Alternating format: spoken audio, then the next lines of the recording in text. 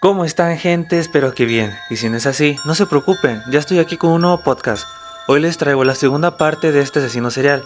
Para la gente de YouTube les invito a pasar a mi canal de Spotify como Pesadillas Nocturnas, donde encontrarán los demás episodios de otros asesinos seriales. Y aquí es donde me despido y ojalá les encante este video. Sin nada más que decir, empecemos.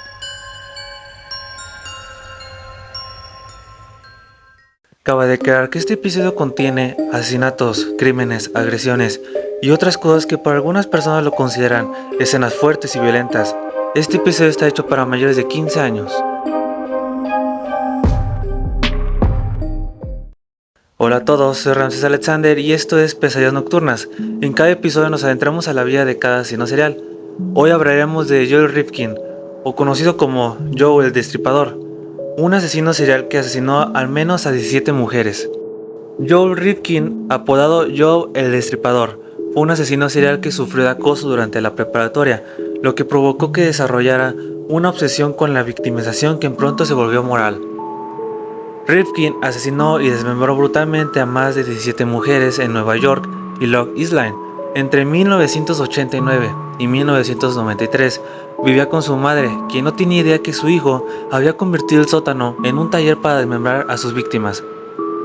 No fue hasta 1993 cuando la policía detuvo a Rifkin por conducir un automóvil sin placas, que se descubrió el espeluznante trabajo que había estado haciendo. Hoy continuaremos donde nos quedamos en el episodio anterior. Rifkin asesinó a Susie y la euforia que le había provocado el crimen estaba desapareciendo. Rifkin sintió que su vida se estaba saliendo de control. Lo único que podía imaginar que mejoraría la situación era matar. Cuando su madre salió de la ciudad un fin de semana de otoño de 1990, Rifkin fue a Manhattan una vez y comenzó a buscar otra víctima perfecta. Después de manejar por varias horas, Rifkin recogió a una mujer que se hacía llamar Julie Blackbeard. Después dijo que le había gustado esta chica porque pensó que se parecía a Madonna. Al igual que con Susie, llevó a Julie a la casa de su madre, donde pasaron la noche juntos. Llevó a cabo su plan, agarró la pata de una mesa de madera y la utilizó para golpear a Julie hasta que estuvo a punto de morir, para terminar el trabajo estrangulándola. Años más tarde, en una entrevista con la policía, Rifkin admitió haber considerado tener sexo con el cuerpo, pero decidió no hacerlo porque le parecía algo repugnante. Después de su segundo asesinato, comenzó a afinar aún más sus crímenes. Como lo había hecho con Susie, Rifkin aventó el cuerpo de Julie en una bolsa de basura, limpió su habitación y después llevó su cuerpo al sótano, donde lo desmembró. Esta vez, Rifkin había aprendido de algunos errores que había cometido la última vez, recordando la rapidez con la que había encontrado la cabeza de Susie el año anterior. Rifkin puso la cabeza, el torso, las piernas y los brazos de Julie en una cubeta, que después llenó con cemento.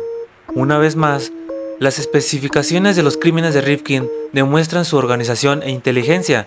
No solo planeaba cuidadosamente sus crímenes, también hacía ajustes basándose en las lecciones aprendidas en su primer asesinato.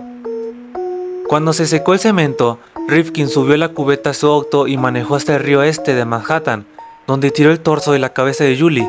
Después fue a un canal de Brooklyn para deshacerse de las demás partes del cuerpo de la joven.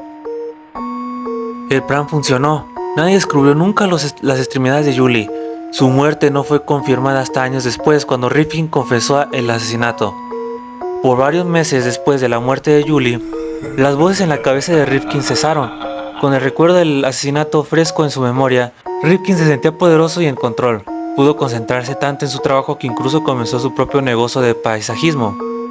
Rifkin se olvidó de sus dos asesinatos, tratando de convencerse a sí mismo de que había hecho lo necesario para recuperar el camino de su vida. Ahora podía continuar con ella. Pero a inicios de 1991 comenzó a sentirse frustrado y desanimado de nuevo. A pesar de que tener su propio negocio le daba un poco de poder, ese poder que siempre había deseado. Seguía sin tener éxito en el ámbito amoroso y no tenía amigos para pasar sus ratos libres. Para el verano, la necesidad por tener el control se había apoderado de él una vez más. Comenzó a salirse temprano del trabajo para recoger trabajadoras sexuales y pasaba mucho tiempo a solas, repasando en su cabeza sus anteriores asesinatos. Pero esos eran remedios temporales y eventualmente se volvieron aburridos. Rifkin pronto fue consumido por la aparente necesidad física de tomar la vida de alguien más. Ahora, por tercera ocasión, Joel estaba esperando pacientemente que su madre saliera de la ciudad cuando comenzó a empacar para un viaje de negocios la noche del 13 de julio de 1991. Rifkin no perdió el tiempo. Tan pronto como su madre salió de la puerta, saltó a su auto y se dirigió a Manhattan para buscar trabajadores sexuales. Esa noche eligió a una mujer de 31 años, llamada Bárbara, para ser su víctima. Bárbara se pareció un poco a Susie, la primera víctima de Rifkin. Era un trabajador sexual con un problema de adicción, y Rifkin la trajo comprándole drogas antes de llevarla a casa de su madre para tener sexo. Cuando Bárbara se quedó dormida, tomó la misma pata de mesa que usó para matar a Julie y le pegó en la cabeza. El golpe no mató a Bárbara por sí solo, por lo que Rifkin utilizó sus propias manos para estrangularla. Para ese entonces había casi perfeccionado su rutina de limpieza. Rápidamente recogió la habitación para después llevar el cuerpo de Bárbara al sótano, pero esta vez no la quería desmembrar. El desmembramiento le parecía algo grotesco, desordenado y asqueroso. De acuerdo a un artículo publicado por Maria Bradley, una trabajadora social y terapeuta del estado de Kansas, los asesinos que desmiembran a sus víctimas generalmente caen en dos categorías: lo que encuentran placer sexual en el desmembramiento y los que obtienen placer solamente por matar y lo utilizan como parte de un método organizado para deshacerse de los cuerpos. Como Rifkin no sentía placer al desmembrar un cuerpo, cae en la segunda categoría. Ascado por el desmembramiento, Rifkin decidió probar una nueva técnica. Envolvió el cuerpo en plástico y lo metió en una enorme caja de cartón. Después manejó al río Hudson y aventó la caja al agua antes de regresar a la casa. Sin embargo, este método no fue exitoso. El cuerpo de Bárbara fue encontrado un par de horas después de que Rifkin se deshiciera de él. Pero el problema de adicción de Bárbara terminó jugando a favor de él. El juez de primera instancia encontró restos de diferentes sustancias en el cuerpo de la chica y declaró que su muerte como consecuencia de una sobredosis. La policía tampoco pudo identificar a Bárbara, por lo que fue enterrada en una fosa común. Durante su confesión, Rifkin mencionó que el hecho de que la muerte de Bárbara fuera declarada como sobredosis lo hizo sentirse poderoso. Cuando la policía falló a identificar el cuerpo, se sintió intocable. De acuerdo al análisis del FBI, este es un fenómeno bastante común entre los asesinos seriales. Como la policía no logra taparlos o detenerlos, los asesinos seriales se envalentonan. Incluso algunas veces comienzan a pensar que es imposible que los atrapen. Frecuentemente, este exceso de confianza lleva a la eventual captura del asesino, porque los homicidas se vuelven tan engreídos que comienzan a cometer errores. Antes de matar a Bárbara, Rifkin había intentado suprimir su deseo por matar porque temía las consecuencias de sus actos, pero después de lograr salir triunfante, comenzó a sentirse imparable. Y estar sobre la ley ya no le preocupaba porque lo atraparan. Era como si por fin se hubiera liberado. Más tarde, en una entrevista indicó que siempre sintió remordimiento de sus actos, incluso después de comenzar a matar más frecuentemente. En su entrevista con el FBI, Rifkin expresó su deseo por dejar de herir mujeres, el cual era dominado por su impulso por matar. Admitió que si no lo hubiera atrapado y encerrado en prisión, seguramente hubiera matado a cientos o incluso a miles de mujeres. Había una fuerza malvada que lo controlaba y no lo dejaba libre, sin importarle mucho que intentara zafarse de ella. Pero está claro que sentirse por encima de la ley triunfó sobre el remordimiento del deseo de reformarse. Después de asesinar a Bárbara en julio de 1991, Rifkin comenzó una ola de asesinatos, matando a 14 mujeres en menos de 2 años. Algunos de estos asesinatos ocurrieron en una semana después del otro, lo que sugiere que el periodo de enfriamiento de Rifkin estaba disminuyendo. Matar se volvió parte de su composición como ser humano, algo que necesitaba para funcionar en su día a día. Joel ahora no estaba sobreviviendo, estaba prosperando y solo había un objetivo en su mente: su próximo asesinato. Joel Rifkin le dio las llaves de su auto a su madre. Ella le había dicho que se lo regresaría a las 10 p.m. Mientras el sol salía en Long Island, él sabía la razón de su ira. Ella se subió al auto y salió a hacer algunos encargos. En casa, Joel parecía ansioso. Regularmente no se ponía nervioso cuando su madre se llevaba el auto, pero hoy era una ocasión especial. Pocas horas más tarde, cuando ella regresó a casa de buen humor, Joel se sintió aliviado. Salió del coche y abrió la cajuela. Todo estaba bien. El cuerpo seguía ahí.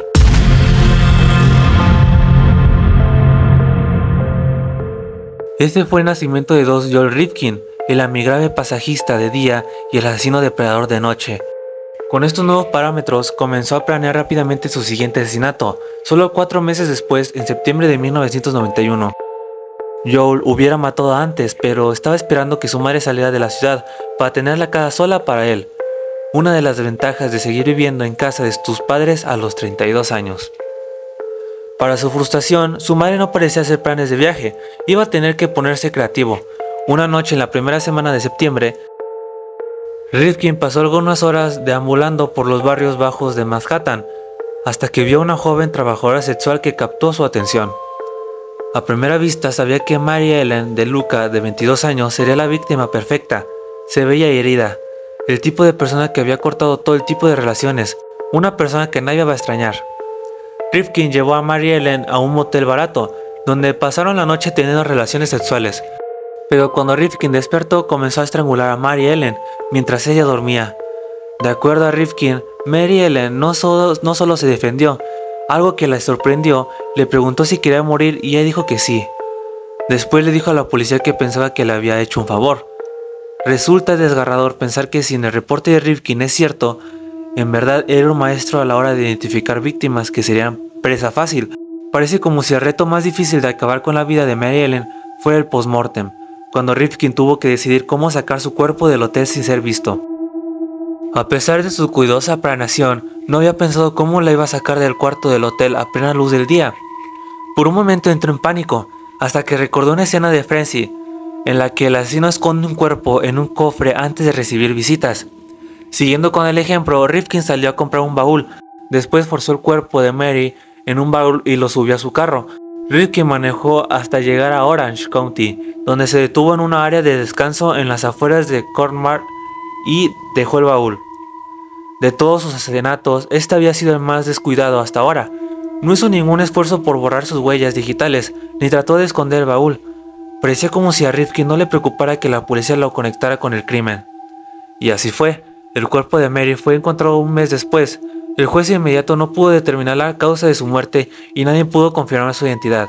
Mary Ellen fue enterrada en 1991 como una desconocida.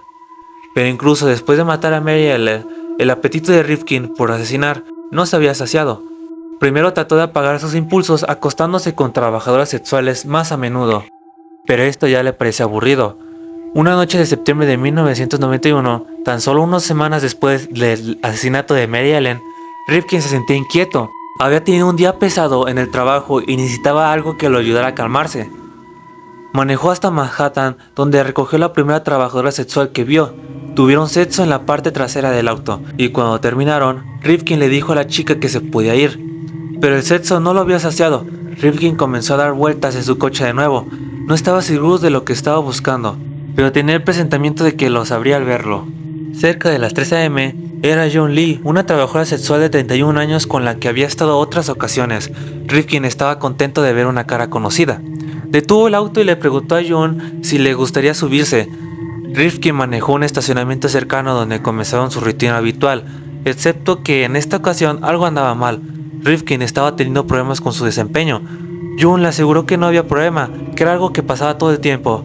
Pero Rifkin comenzó a agitarse, sus mejillas se tomaron rojas de humillación, buscaba la compañía de trabajadoras sexuales para sentir que tenía el control. Esta no era la noche que había imaginado. Se sentía tan indefenso como en la preparatoria, cuando no podía pasar de una primera cita con una chica, mucho menos acostarse con ella. Era como si pudiera escuchar a sus bullies de la preparatoria burlándose de él, riéndose en su oído. Que John amonirara el problema no ayudó. Rifkin comenzó a sudar hasta que finalmente cedió. No tenía la intención de estrangular a Jun, no estaba seguro de lo que había pasado hasta que terminó. Ella había luchado por su vida, pero él no la escuchó. Lo único que escuchaba eran las risas en sus oídos. Risas que solo parecían silenciarse conforme se iba la vida de Jun, mientras observaba su cuerpo sin vida. Una mujer que casi había considerado su amiga sintió algo extraño, remordimiento. Rifkin admitió más tarde que el desempeño fue fugaz, pero distinto. Se sentía culpable por tomar la vida de una persona que había conocido íntimamente. Rifkin después reflexionó, de hecho, creo que me gustaba. Rifkin era peculiar como asesino serial, es probable que no tuviera desorden antisocial de la personalidad. En lugar de eso, es posible que haya sido un hipercomportamentalizador, de acuerdo al psiquiatra Dr. Mark Hodgson, alguien que puede compartimentar pensamientos o comportamientos perturbadores de manera rápida. Tiene una mente compartimentalizada en lugar de una integrada. Este tipo de procesamientos permitía a Rifkin matar a trabajadoras sexuales en la noche y en el día llegar a tiempo a su trabajo. Probablemente porque conocía a Jun Lee y se había reunido con ella en otras ocasiones. La podía clasificar en dos categorías, la de amiga y la de la víctima. La culpa reflejó un momento en la que la identidad de Rifkin como asesino serial se mezcló con su vida normal. Pero la culpa que sentía Rifkin por haber matado a Jun Lee era pasajera, y mientras tanto su periodo de enfriamiento se acortaba rápidamente, cada vez que se volvía más difícil para él conseguir ese sentimiento de placer. Casi inmediatamente después del asesinato de Jun Lee, Joel comenzó a pensar en su próxima víctima, y ahora que había logrado asesinar exitosamente a 2 mujeres fuera de la casa de su madre, ya no se sentía atado a su agenda de viaje. Se esperó lo más que pudo, pero 3 meses después, en diciembre de 1991, cobró su 6ª víctima. En posteriores entrevistas con la policía, Rifkin no pudo recordar el nombre de esta víctima o dónde se deshizo del cuerpo, pero recordó que la recogió en la calle 46 oeste de Manhattan, la llevó en su coche y la estranguló mientras ella le hacía sexo oral. En retrospectiva, parece extraño que Rifkin no recuerde mucho de este asesinato porque marca una ocasión importante. Fue la primera vez que Rifkin utilizó un barril de aceite de 55 galones para esconder los restos de su víctima. En un movimiento que ha sido inmortalizado por la serie de televisión Dexter, Rifkin cortó el cuerpo de su víctima y metió sus restos en un barril de aceite que robó de la planta de reciclaje en la que trabajaba. Fue algo repugnantemente ingenioso. Hasta el día de hoy, la 6ª víctima no ha sido encontrada. A Rifkin le gustó el método del barril de aceite. Era una manera de limpiar, de desechar cuerpos. Después de su asesinato de diciembre, fue a comprar varios barriles de aceite esperando ansioso la oportunidad de llenarlos. Esa oportunidad se presentó una semana después, el 26 de diciembre de 1991. Lorraine Orviat, de 28 años, creció en Long Island, donde disfrutó de una niñez feliz. Era porrista en la preparatoria, una chica popular apreciada por todos.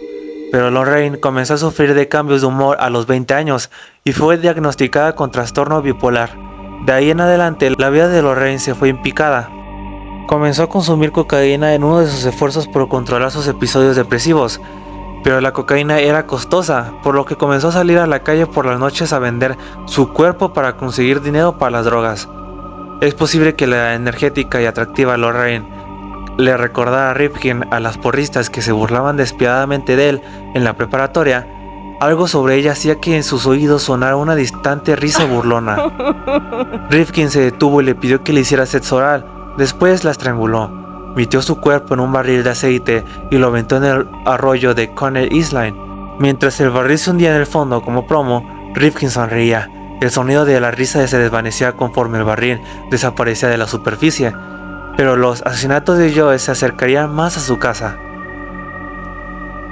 En una historia que parecía no tener final, en realidad, cualquier lógica que trató de aplicar a su carrera como asesino no era más que una justificación cobarde.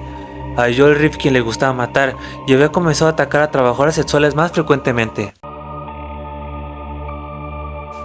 Para diciembre de 1991, Joel Rifkin, de 32 años, había matado a 7 mujeres, aparentemente como una manera de vengarse de sus bullies en la preparatoria. Por supuesto, ninguna de las mujeres que había asesinado asistieron a la preparatoria con él, pero a Joel no parecía importarle la incoherencia de su lógica. Durante su confesión, Rifkin recordó poco de su 8ª víctima, solo que su nombre era Mary Holman, y no recordó casi nada de la 9ª mujer que asesinó. Pero como Rifkin había aprendido en la preparatoria, el abusador más fuerte siempre gana. Mientras tanto, la policía seguía sin mostrar interés por investigar estas desapariciones, por lo que no es necesario decir que nadie sospechaba de Rifkin, lo que hizo que se volviera más audaz en sus homicidios.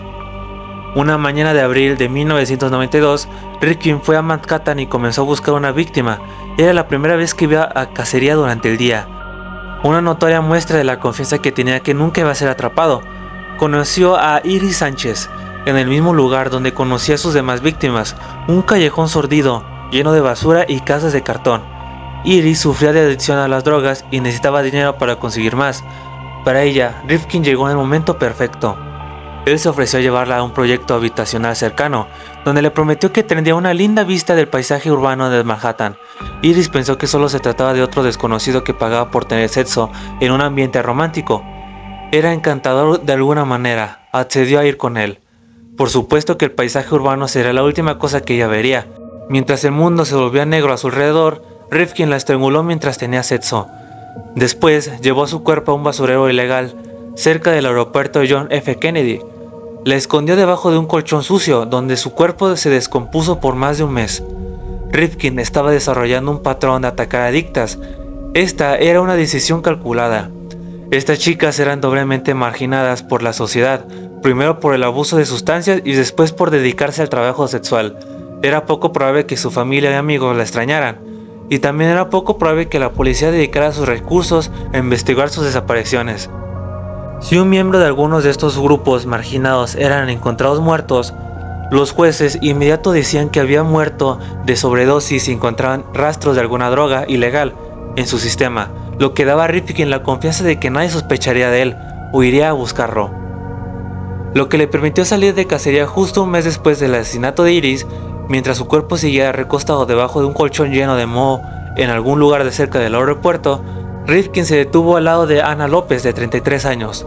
Anna era madre de 3 niños y dedicaba el trabajo sexual para mantener a sus hijos y su hábito de consumir cocaína. Rifkin la asesinó y la metió a un barril de aceite, tirando su cuerpo en algún lugar de la carretera del condado de Putnam.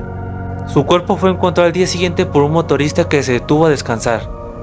La policía sabía que Anna había sido asesinada. Estaba claro que este no era una sobredosis, pero Rifkin nunca apareció como sospechoso, principalmente porque su ADN no estaba en el sistema. Por esta misma fecha, su madre anunció que saldría de la ciudad.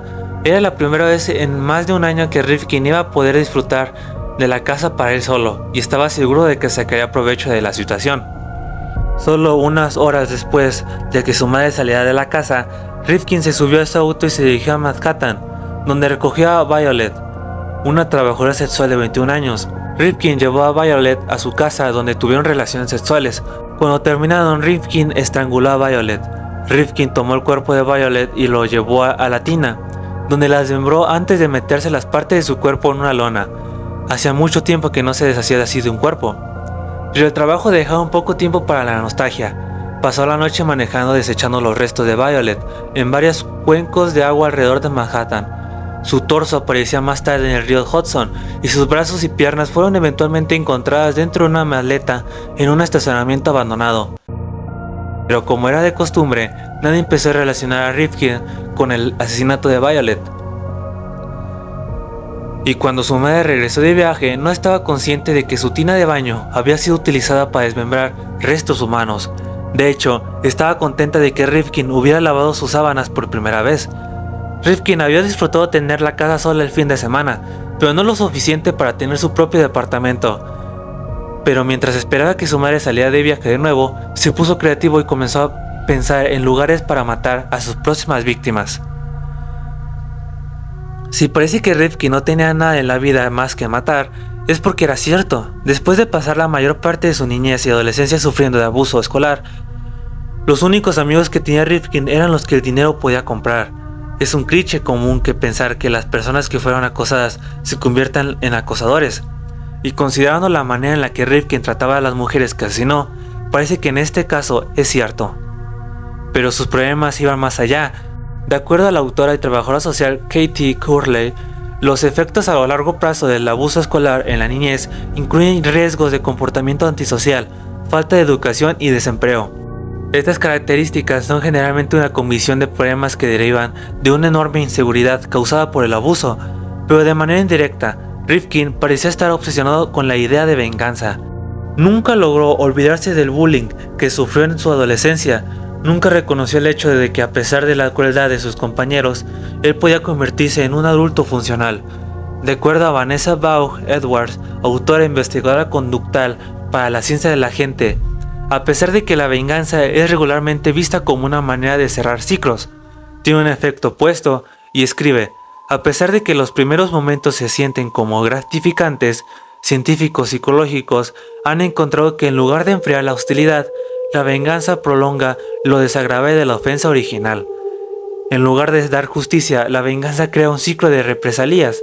Vanessa Vaughn Edwards termina su sesión con una cita de Francis Bacon: un hombre que quiere venganza guarda sus heridas abiertas, lo cual es evidente en el caso de Joel Rifkin, cuyo periodo de enfriamiento parecía imitar el ciclo de represalias.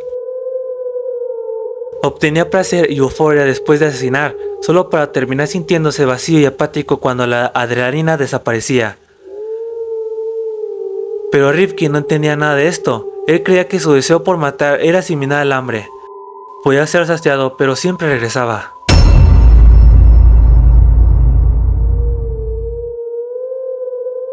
Y así es como termina esta segunda parte de Joel David Rifkin, o mejor conocido como Joe el Destripador. Recuerden que pueden apoyar este canal siguiéndolo y dejando 5 estrellas para más asesinos seriales. También me pueden apoyar siguiéndome en YouTube, TikTok e Instagram como Ramaletskin. Esto es Pesadillas Nocturnas y tengan un lindo año nuevo o tal vez una linda pesadilla.